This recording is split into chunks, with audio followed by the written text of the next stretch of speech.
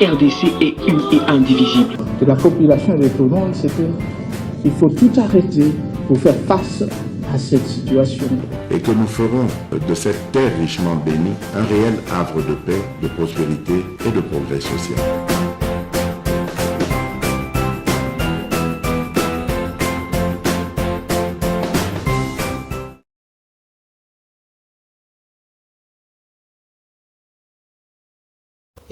Mikolo nyonso to pesa kabino info en temps réel. Merci na bandeko nyonso oyo bo accompagner kibiso na mois d'août. Nous voici to continue mois Yasika 9e mois une banda kona bino. Le mois de septembre, il y a le mois de bénédiction, le mois de épanouissement, le mois de réussite totale dans l'entreprise, dans la mabota, dans un projet que le Seigneur Ali Nzambe na biso nyonso ayeba kopambo la mabota na bino. Merci boza ebele bozali ko soutenir biso. En tout cas, le mot me manque. Soki ko yebisa bino merci. Nalobi lisusu ki bandeko nyonso oyo baza na chaîne na biso boyeba ke chaîne na biso eza chaîne moko ya bato ya bwanya bato oyo balandaka biso baza bato ya mayele bomba éducation na yo na mama moko akomelinga même na en privé ke na bloqué bato wana bashinga ki parce que na ba commentaire azopesa point de vue. Et puis tu as papa et Monique qui soki abota qui soki bana bazan éducation abandi ko finga. Vous allez voir que mikolo na mikolo batu ya mafinga ba kozalaka na accepter que ba koki susu ko commenter pona ko la kisabiso qu'il tire ya mafinga biso toza bongote biso to ali pona contradiction parce que démocratie est à contradiction pona ba valeur. Okopesa point de vue naie pas possible point de vue naie makambo etamboli ndenge elongo bani.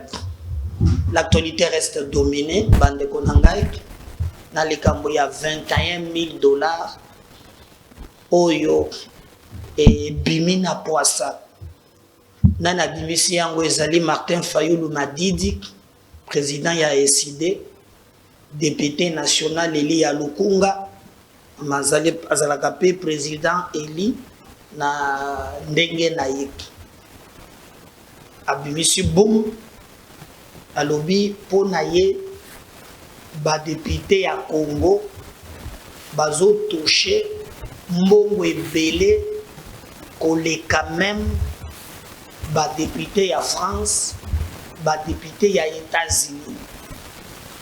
Le débat enflammé toile va polémique et dans un collectif moko il y a et ba benga no C26 collectif de parlementaires de 26 provinces ba ni ba bandi ko lo ba temaka ko fali lo alobi eza bita mais il y a passe ezali ba komi ko sala fixation. Je crois Christelle Voaka na Peter Tiali oyo azali député azalaka pro Katumbi na chela kibino lobby déclaration na ye moko oyo asalaki sur bango oyo attiré à boulet rouge alobi honte à vous na makambo bozo sala bozali kozwa bambongo 21 000 peuple azo souffrir bozo sala eloko moko te. Il a énuméré vraiment battu entre autres Christelle Voanga. Alors namoni ba capture moko d'écran au ba tweeté au à son tour il paraît parce que les maïsani à réagir à lobby na Peter Ozana N Ozalukuta bomba énergie na yo apparemment na mona kayone tozalaka PD. Je crois que nako lukanache la bino moi communication wana ye peut Peter à répondre à ye mais ceux qui ont tali bango nyonso baza bakatumbiste mais sorti il y a Peter tianye pas Christelle Bwangaza député za eli ya funa admaki parmi liste ya ba meilleur eli ya Kinshasa. Alors yena Peter tianye ba ko fingana ce qui en réalité zali vraiment bongo et copé ça passe. Et puis même à lobby Fanda petite sœur makambo zoloba ye kobenga petite sœur te lobaka o soki yo otie kanga misu depuis kala akotie misu ndenge nini likambo ngo etourne na ndenge ya mabe na ndenge akosakana te. Donc Christelle Bwangaza na colère alobi maye Peter tianya alobi ko Christelle Bwangaza qui na commission ya droit de l'homme makambo bele mutu mususu abimi ezali Nsingi Pululu alobi ezali kuta makambo Fayulu abimisi Fayulu abimi on dirait nous avons besoin de population nzoka ko sala populisme single par exemple que hier azalaka na ba commission azana commission telle azana commission telle ana commission telle mais selon lui na ba commission nyonso wana ezali na ba rubrique. Par exemple ceux qui ont audité mandataire ou ali na droit il y a pas payé $30. Donc si par exemple comme monsieur Salami mandataire ailleurs vous avez droit à $30. Ça dépend maintenant nombre de mandataires ou autant que vous avez une commission bino ko ça na commission au kokangisa ba 30. Donc tous les députés peuvent selon Nsingi Pululu ba kotaka commission T. Donc il y a cause de la vraie que non ba député nyonso ba to chaka mbongo ndenge moko te à ce qui concerne les avantages. Voyez, à ce qui concerne les avantages. Donc moko na moko azali na lolenge na ye oyo ya moni la kamakam. Et Fayulu alobi ke bango ba to chaka 21 000. Pas lobi ezali kuta munene. Na ebisa ki bino ke ye moko Fayulu pe alakisi bato ke ezali likambo ya ba kaka ba train de vie ya ba institution comme tel ya Assemblée nationale. Mais Fayulu asengaki ba créer institution moko oya bandaki ko benga eso kipagana makambo ya réforme na likanisi na ye alingaki bazwa misolo mususu baloge yango na institution wana tu mona bande ko bundela réforme ba créer aussi une institution oye sengela ki s'occuper na makambo wana. Donc tokoki koloba ke lelo balange komi ko se déchaîner. Nsingi Pululu alobi bato balanda Fayulu te mbongo ango eza bongo te. Mais lobi na tchela ki bino ba papier mususu o ba mususu lobi ke ezali 4 000 ba mususu 7 000 ba mususu 8 000 kote député moko lobi ke soba ke na loi ya finance ba komona salaire ya bato. Méfiez-vous aussi na on a to mususu ba caricaturer ba tche ba président ba institution hein bâtir même na ba montant na bango bato na ndenge eza manipulation. Lobi na lobaki na bino awake. Nous devons nous tous nous battre pour être l'inégalité sociale sur le plan ya salaire et koki kozala bongo te. Il est grand temps ba réduire train de vie ya ba institution. Parce que lorsque vous avez train de vie à l'institution, au copité koloba, qui est makambo, ezala, ndenge bato, basale comme on est l'angolelo.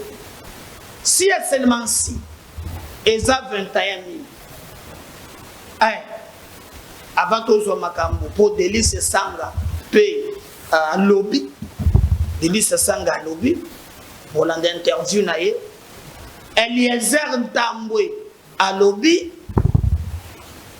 Daniel Safou Bouchimouni Mbuluzi ya Bandombe à lobby, Boyoka qui même makamona utuko lobawa ya Christelle Voanga na Peter Tiayi bango baloba kipe. Donc likamboana ekomi kokomela biso nyonso pona lelo urgence o esengeli congolais moko na moko aya poete tocha makanisi comme dit au train de vie à l'institution afin que makambo ezala très bien. Kotomboka bato bazotomboka lelo bato bazotala policier $100 tomoni enseignant 300 000 mayoka ke député azwaka 21 000 ekobota jalousie ekoluka même bitomba ekoluka makambo ya mabe. C'est pas normal et c'est inadmissible. D'où je vais vous demander que tout tombe dans notre engagement pour enquêter tina ozo vrai montant exact ezali kolobela makambo niwana etali salaire ya ba député et monument les avantages et autres choses. Mais montant bimisi yango ya liboso et comme keza faye lutter montant liboso ezalaki Délice Sanga alobaki yango na ba terme ya lobaki. Je me souviens même kakamata ki même ba monument naye pona mbula mobimba apesaki ke l'état akamata pona ba traiter nango. Alors maintenant débat on est bimi on dirait Fayulu monto abinisi yango tout ça alors que ba député naye moko bazwa kapé 10% ya mbongo ya zoka de sakezali corruption. Alors je vais vous laisser suivre Délice Sanga pour na kotika ba député moto na moto ko s'exprimer bino moko boko comprendre parce qu'avant que Fayulu abimanango ndinga bimile loboye ezali na bato oyo babandaki yango liboso molelo na kotika ba député bakoloba mwa mingi nga na koloba muke po boye ba vérité ezali na ngambo nini mavato yo bana se sank ngai na lingité to sala kaka fixation kaka na ba député. Je suis d'accord que bakitisa mbongo na bango mais to kende na ba institution nyons présidence de la république ezako même na ba cabinet ministériel taille même ya gouvernement et aussi zo examiner le ça ya vie Jeff ulinga kuya chaka sukilo kini hongujin afandi azokana mbongo mugoboy o soki bato basoni na kimbansek yemo kwa mikiti na mutuka o baza bokuti tina ba bureau moko bodom ezana ba institution moko budgetivo oyo ezo sala ke na moya lelo vraiment makambo zotambola moi bien te esengeli babongisa pote makambo kende très bien et loko lokola scène ça esengeli babomani yango via Jeff tozo kende par exemple ba élection à Serge Mosolo abeta campagne azala eli sensa ekufa yana babiloko ebele liaka mbongo omoni ke na rubrique bana ligne moko budgetivore mais tu te poses la question loko basalaka ezate soki lelo ya ensemble ebimi na poisa mais ebandi lelo te ebanda mwakala eza moment ya kofanda ko réfléchir c'est le train de vie ya ba institution kaka ya assemblée nationale te pour nommer par exemple député lokola Eliezer Ntambwe atindaki koto elege même na canal presse fiche na ye pe de paye mais na se wana ezali allocation véhicule d'autres avantages boyena boy na fiche wana ezana ba 00 soki musu balobi mbongo soki fiche wana eza ya solo bango balobaki ke palissade o bapesaki biso pa président eza nyongo te tokofuta mbongo na biso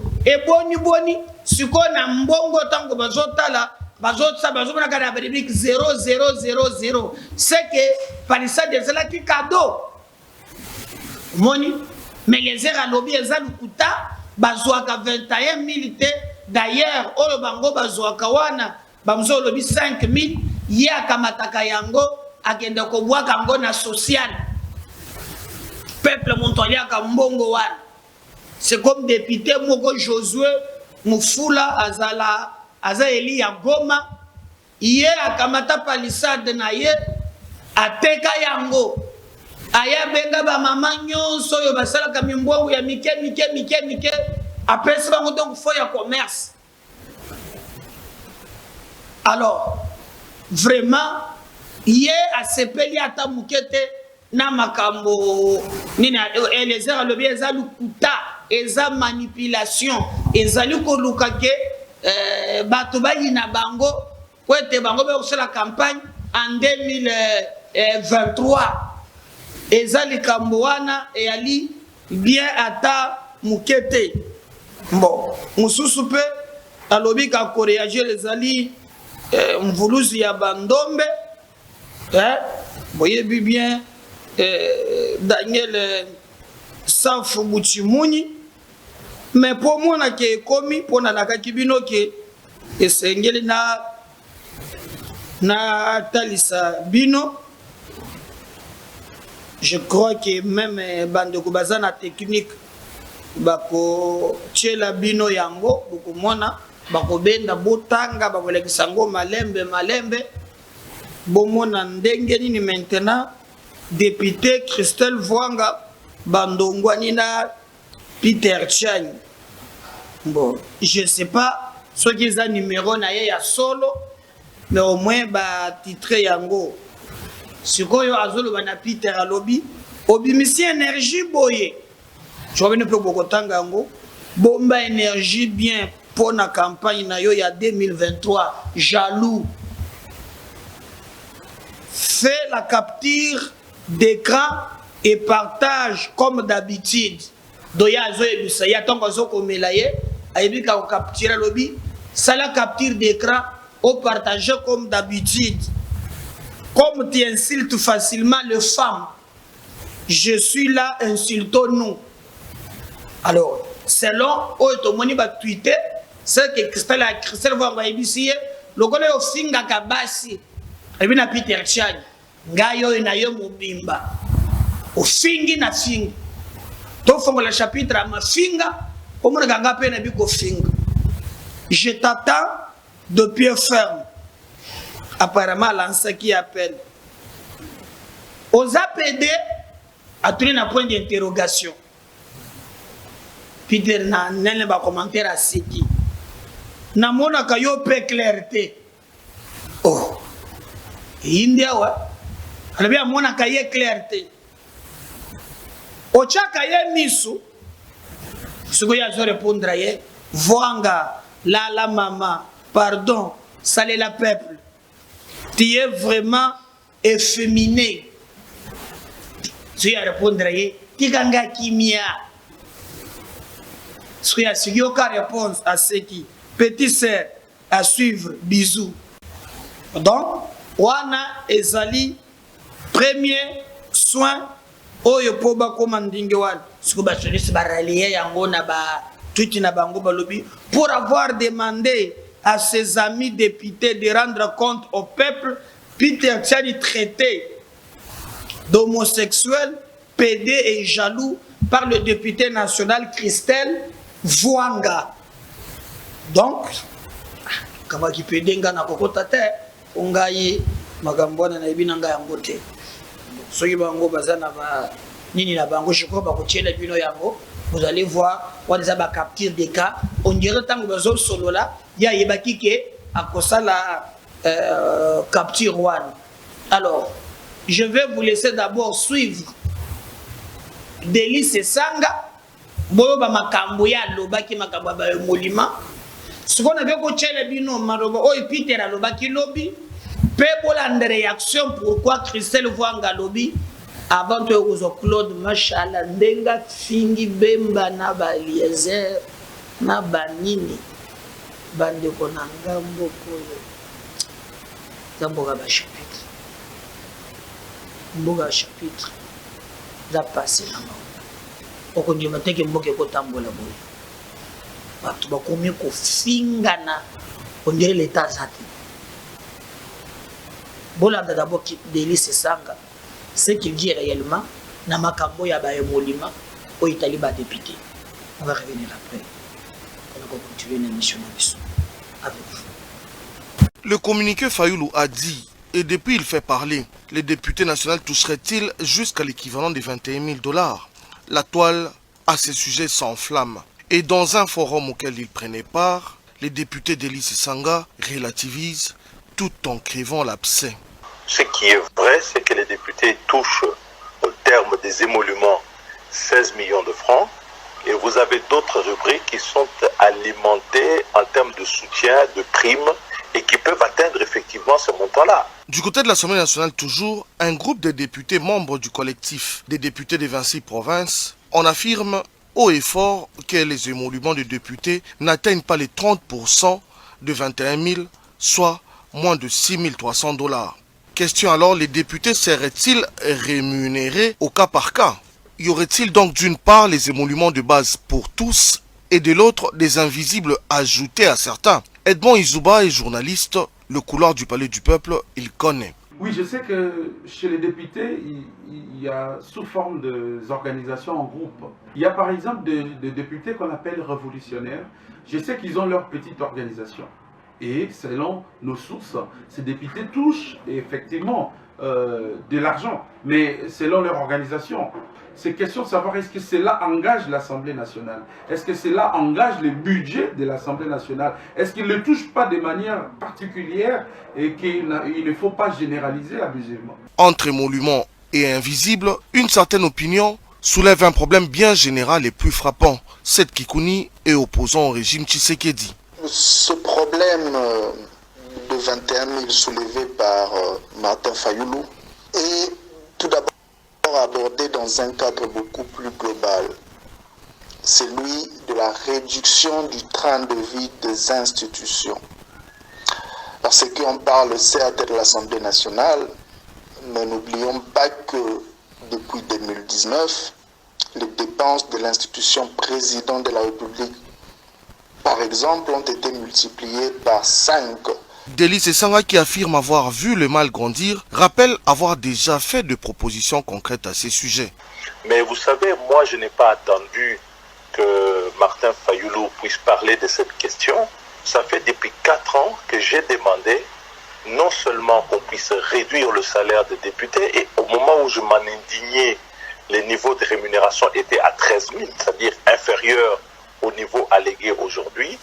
Et j'ai demandé que ce salaire soit plafonné à 4 000 $. Et j'ai été vilipendé par tous et traité de populiste. Autre solution pour voir clair dans l'affaire 21 000 $, c'est cette proposition faite par l'ONG ACAJ. Et je viens de transmettre officiellement au président de l'Assemblée nationale et à tous les autres membres du bureau, c'est de pouvoir rapidement publier tous les émoluments mensuels effectivement payés ou versés aux députés donner plus de détails pour expliquer chacune des rubriques de manière à ce que l'information certaine et complète soit donnée au peuple congolais. Jusqu'où ira l'affaire à 21 000 $, les jours qui viennent nous seront sûrement révélateurs de bien de choses. Affaire à suivre.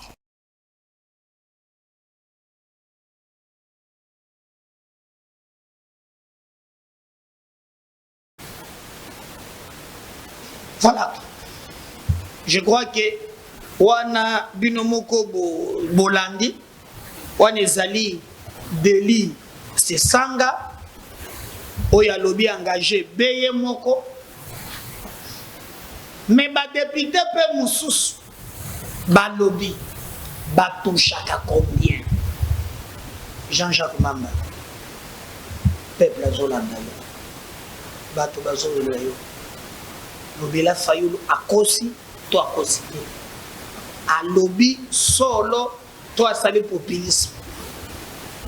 Est-ce que Fayulu aza crédible bato bako croire ye makambo a lobby akosele bino makambo yo ozali elenge kokosa te Jean Charmant bato bazoli yebisa bango etoshaka combien TV za radio te commentaire Mamba loba bayoka likambo moko babengi yango réserve parlementaire 10 millions de francs, ça fait également 5 000 $, ce qui donne un total pour un député 20 300 comme ça.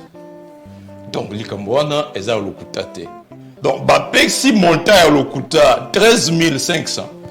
Mais tango tangi budget avec beaucoup d'attention, oui, kokuta liste civile, na montant on a outi koloba 24 milliards, vous divisez par 12, ça vous donne 12 408 075 $, divisé par 12, aujourd'hui 1 034 000 $ le mois.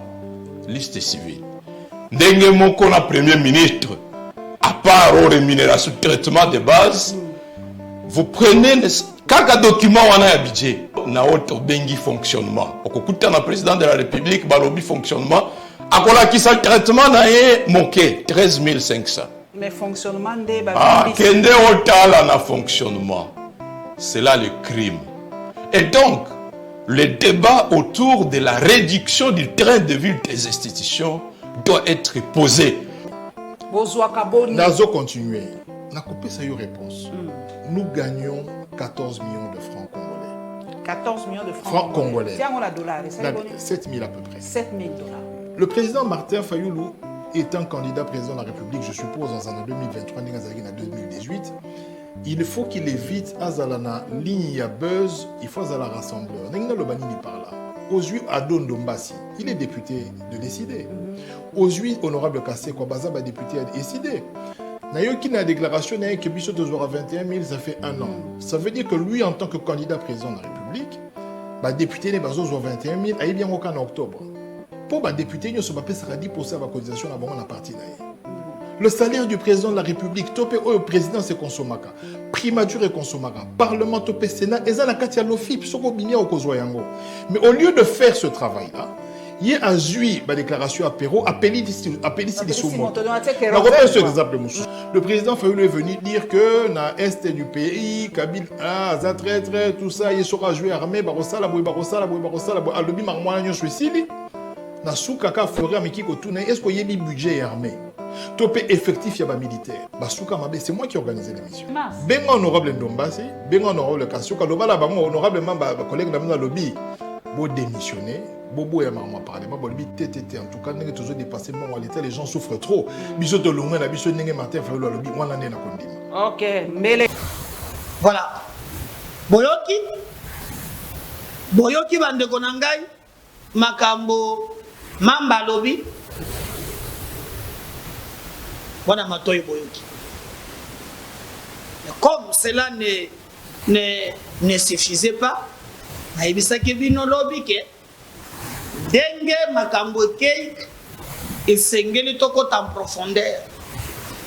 Kanda ya Christelle Vwanga eza na nini bato moso bato na kingai kanda ya Christelle Vwanga ezali na makambo boyoka pourquoi attaquaki Peter Tiani sans gants et pourquoi Peter Tiani peut tango azoloba awa azali kotanga bango Eliezer Daniel Safou et si tout va bien na cause de Safou a lobela pe biso na ba monument na yato chacun monsieur Peter Tiani boyoka makambo loba ki pese Christelle Banga on va revenir juste après Congolais le bani na bunagana bobo sali biso na Kinshasa bobo sa fête Kagame qui veut biso bien l'organisation on a tête pendant ce temps vous percevez de 21 000 $, vous avez honte, vous n'avez même pas honte. Eliezer Tamboé, tu es où? Safou, Vwanga, mes amis, d'abord vous. Mais où est le peuple qui vous regarde? Dites la vérité au peuple, vous percevez combien? Mes amis à moi, nous nous sommes battus ensemble, vous percevez combien? Voilà. Le peuple perçoit quoi? Vous faites quoi avec cet argent? Vous avez des palissades. Le peuple gagne quoi? Le peuple gagne quoi? Merci. Nous souffrons, messieurs. Nous souffrons, nous souffrons. Merci beaucoup. Tout vivre n'a pas si, tout lien n'a pas si, tout l'homme n'a pas si. Libanais, oh ça n'a pas Libanais la Zando, bah foutez 100 000 francs, 150 000 francs. Député aux appuis pour le Belaye. Oh avant d'arana Kanluka, oh avant d'arana Tchangu, pour être dans la cabine, policier à Yaniati. Mais policier on me fout combien? Roulage vous fout combien? Militaire vous fout combien? Officier vous fout combien? Pour vous salon ni bleu Moussala, Yamalonga, où est l'équipe FARDC? Pour nous 21 000. Moussala ni FARDC sont couffés pour la bise pour battre en boca. Policiers sont là dans la balabala, là bas cassons, bas on comment? Pour la Kuluna. Vous foutez combien? Vous foutez 21 000 $. Vous faites quoi? Vous foutez quoi pour nous? Merci beaucoup. Honte à vous. Merci beaucoup. Honte à vous. Voilà. Honte à vous. Honte à vous. Peter a promis de parler. C'est un désespoir. Je ne serai pas candidat. Merci. Je ne le suis pas. Je ne le serai pas. J'avais dit à mes amis, partez, je vais voir ce que vous allez faire. Je vais vous admettre aujourd'hui à la télévision que je suis un homme déçu. Il y a politique, professeur d'université, médecin, journaliste, musicien. Tout le monde veut devenir politicien. Tout le monde veut devenir député. Parce que la bande de 21 000 les a, parce que la bande de palissades les a. Et bon, biso, cause à l'enseignant, cause à l'infirmière, cause à la journaliste, cause à la journaliste. Et ça, cause à la compagnie. Il y a un président de la République, Bato va permettre de vous terminer. Voilà. Fatih Balingiote. Betabilo, fongole mémoire. Ayebi. Rappelez qu'à l'émission tout ça là na Fatih. Bango, non, Peter, président de la République. Peter Tiani. Peter Tiani. Rappelez nano. Rappelez Kabila tina cimetière. Voilà. Batiki na Kingakati. Bazongi union sacrée bazana yo. Bakotika yo bazana katumbi lobi. Batute miyibi basila soni. Akoteka maman na mona na mwasi. Kwa sangana na mutu mususu. Yo kondima. Batuto mona ko lobi na Kabila. Kabila peut sier pouvoir 10 ans ministre. Le lo komi Fatih Beton. Moyibi. Fatih abongo mi mukolonini.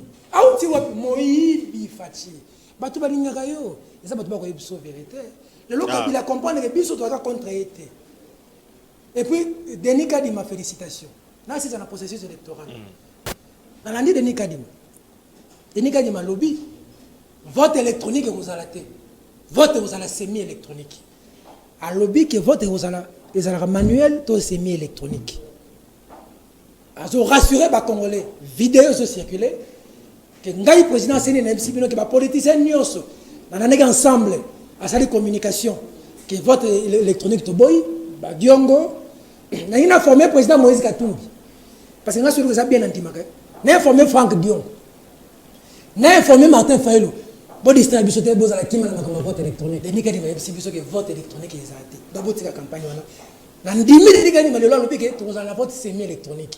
Au bendi papier, au voter. Et puis directement, on publier bureau de vote par bureau de vote. Merci beaucoup. Merci beaucoup. Jean-Pierre Bemba, la Sidisi na yo Jean-Pierre Bemba. Jean-Pierre Bemba. Jean-Pierre Bemba, tout ça bon ya ko ba Congolais. Jean-Pierre Bemba lobby na betelo maboko. Igwe. Congolais a voté en 2006 yo Jean-Pierre Bemba. Congolais a voté au président Jean-Pierre Bemba. Beaucoup de respect. Ngai Peter Tsene na voté en 2006. Na voté Kabila. Comment les lois comme leader provincial Équateur? Ou comme un discours séparatiste qui a en Équateur tu as un code 0032 bah soyez le fond bah contre Bisso. Yo tu as des candidats à Congo Mobimba. On me la campagne, le rôle à Guilwando, le rôle à Jean-Lucien Boussa. C'est que la Moussa, on a José Makila. Il y a un leader national, on a un leader sectoriel et équateur. Et pour yo ça la majordome ya mututé Jean-Pierre Bemba. Pour mettre à Maboko, Ingene, Bongandanga, Oboende Koureye, mais on a vice-président Mboka, deuxième personnalité en matière économique, on peut faire courante, on peut faire maïté kuna, les londo kei, tout ça code 0032, politicien congolais. Na bae bino makasi bino. Merci. Partagez les Oyo, Bola et Kiboyo Kiba. Parce que si le Seigneur ne revenait pas, restez branché dans le deuxième numéro et Zoya. À tout à l'heure. Bye.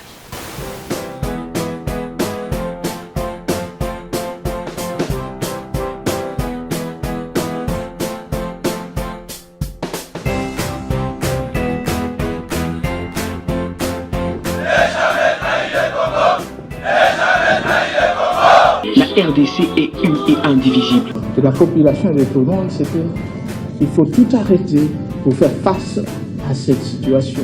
Et que nous ferons de cette terre richement bénie un réel havre de paix, de prospérité et de progrès social.